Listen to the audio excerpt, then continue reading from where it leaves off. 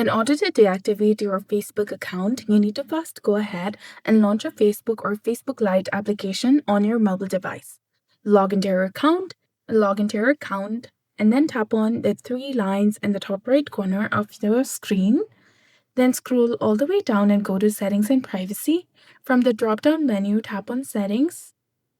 Now you need to go ahead and open Account Center in the top.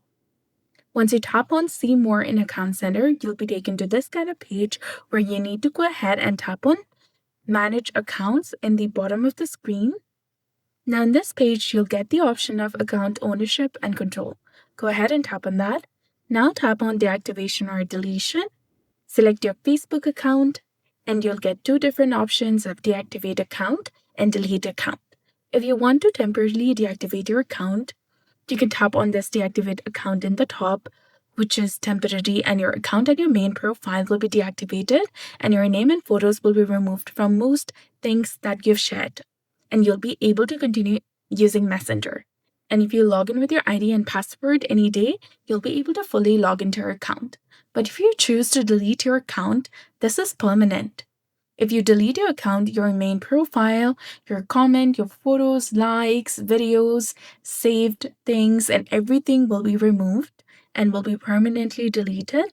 You won't be able to retrieve anything that you've added. But within 30 days of deletion, you can come back and reactivate your account by simply entering your user ID and password on Facebook. So if you want to delete your account, which is permanent, tap on Delete Account and then tap on Continue, which is highlighted in blue color. Select the reason for deletion, then tap on Continue again.